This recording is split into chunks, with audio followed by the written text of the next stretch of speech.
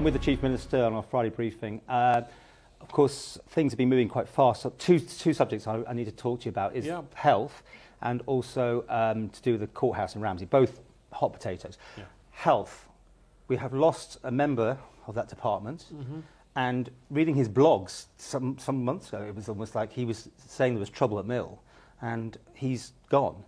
Do you want to say anything about what is going on behind the scenes? Because clearly I've been hearing things, and I know what I've heard from different sources, but it seems to me you're kind of keeping this all under wraps still. Well, no, I don't think that's the case. If you look at the history of politics, you've got 33 politicians, and over half of them are new this time round. You're always going to have personality clashes where people don't get on. Mr. Callister, let's be clear, he's not been sacked by me, he's not been sacked by the health minister. Him and the health minister have had a personal, you can say, breakdown between themselves, and he's felt the only way out has to be, is to resign. Let's talk. And he won't be he's not the first, and he won't be the last. So let's talk about. I mean, what can you tell me about what went on behind the scenes? Because I mean, seriously, do you still support your minister first of all, and the way she's handled things, and what she planned to do with senior members of the executive? Which seems to be the key of this. I'm not sure how much is in the public domain and how far I can push you, but you know exactly what I'm telling you. Asking this question, you know, was what happened? I mean, and was it done right? And do you support her? Obviously, I support my minister. That goes without saying. And I, you know, this is a personal disagreement between the two of them. So really, you should be interviewing Mr. Callister. Indeed. But you're the Chief Minister, and it's passing your desk, and you weren't happy at all, I understand, with the way it was handled and the way that, you know. Well, that's news to me, Paul. Okay. As Chief Minister, I have to ensure that, try and maintain a good working relationship between everyone behind the scenes. There's always a problem going on.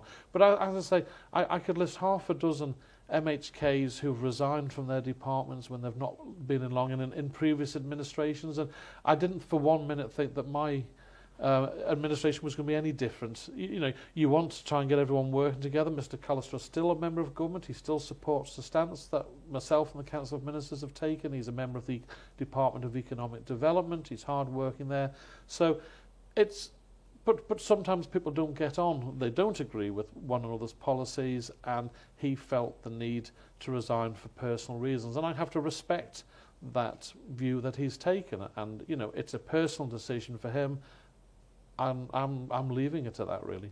Do you support your chief executive and your minister at the same time? Because there seems to be something going on there. My chief executive is the chief secretary. Okay, the health. Your ex-chief, well, he wasn't there. Well, yes, he was there when you were there. I appointed him. If from all accounts, if there is tension there, let's put it that way, you've got to support one or the other, haven't you?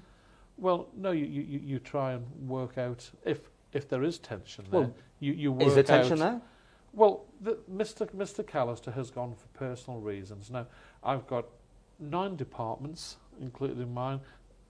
8 ministers working with CEOs. You're not answering a question, though, are you? Is there tension there?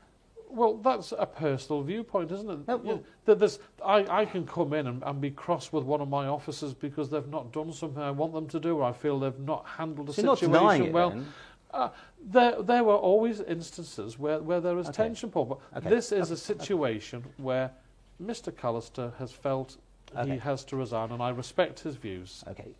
Let's talk about the courthouse in Ramsey. Yeah.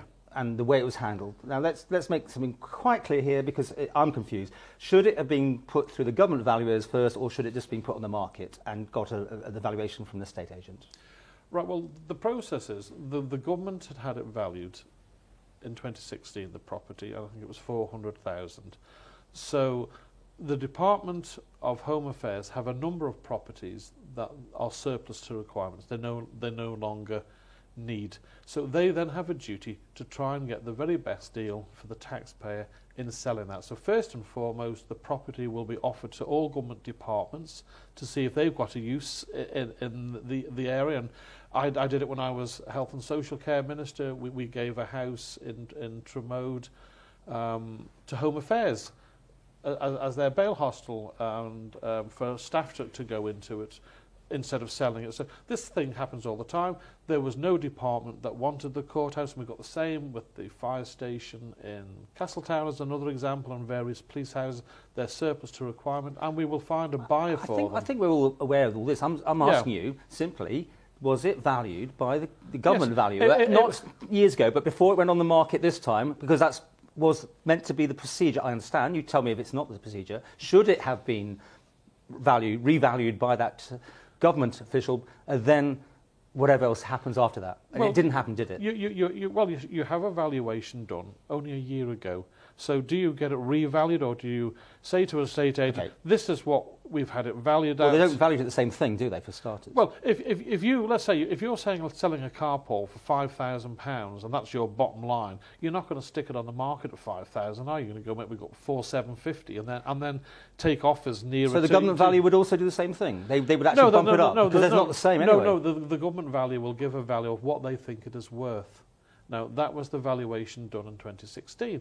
Now, it could well be that in that time the value's gone up, or there could be someone who that site is worth an awful lot more to them than maybe your average punter, and they might be prepared to pay a little bit more. So you're happy with the way it's happened? I'm happy with the way it's gone. However, there are always ways of improving the system, and we've analysed that, and we'll be making an announcement in the next 2-3 weeks on how we can improve the way and make it easier for ministers. But Minister Malarkey has done what's right. He has got to get the best value for the taxpayer, but equally pay attention to the social responsibilities of that building. Yeah. And he has stated on numerous occasions that he's already discussed with the Ramsey Commissioners. He's got a meeting with them on, I believe, the 7th of April, and I would be highly surprised if a favourable deal for everyone concerned isn't achieved. I was in Tynwald this week, but were you surprised the way it was then put back to Treasury? And I believe Mr Cannon's face was a picture when that came out of Mr Malarkey's mouth, that it was more like it's their problem now. I mean, come on, so what's going on? Yeah, well, it's just a heat of the moment, one of those things. Technically, he's right. Treasury sell the property, not the department. So they're responsible. Treasury have to agree that the deal that's been agreed between whatever department is selling a property and whoever's buying it is a good deal for the taxpayer.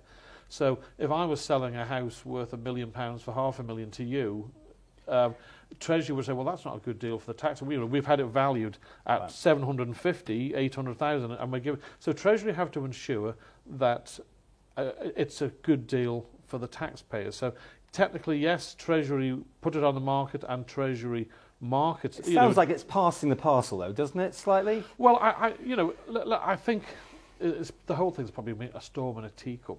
It's a bit of a mess, though, isn't it? I mean, this is like the wheels coming off, I suppose. No, Paul, it's minutiae. When you can, we've just done a previous interview. We've just done an interview on Brexit, which will have a major impact. But people of Ramsey, I'm sorry, this is their thing. I've personally given the people of Ramsey a guarantee. The War Memorial won't be sold. I got two sort of post bags on this. One was on the War Memorial, and we had some really upset people ringing my house concerned because their father name was on it. I've got a great uncle. Yeah. I said who had fought from, because my family are from Ramsey originally on my mother's side. So I give a personal guarantee that the War Memorial, bank that one, it's safe, and I hope people accept. I'm good on my word on that. Sure. But the actual courthouse itself, if the bid from Ramsey Commissioners meets what the valuer is saying it is, then I have no doubt that all this could have been avoided if it had been handled differently. Do you have confidence in your minister? I do have confidence in my minister. He has to follow a procedure, which he's done. Now, obviously, this building is an emotive topic, and I just think we'll look back in a couple of months and say, what on earth was this fuss over? You got confidence all your ministers at the moment? Yeah, reshuffle in the. You don't reshuffle after a few months, Paul. I hear there's trouble at Mill, though, in various places. You're happy with all the way it's going? If I could have scripted my first 5-6 months where we had Tynwald and the Council of Ministers working well together, I couldn't have come up with a better script. That's not to say there are tensions here and there, because there always will be, Paul. And if anyone tries to make out something as perfect, then they're so blatantly Comer's a bit lying heated now, is it? Yeah, no, it's not heated, but we have heated debates from time to time, because obviously we're 9 individuals with different viewpoints, but we come to a collective decision and we move forward. Do you think there are any resignations of ministers then? I would hope not. But, you know, I've got to deal with a situation that comes along. At this moment in time, the Council of Ministers are working together, but you never know what icebergs are out there, and it's how we react to them, Paul.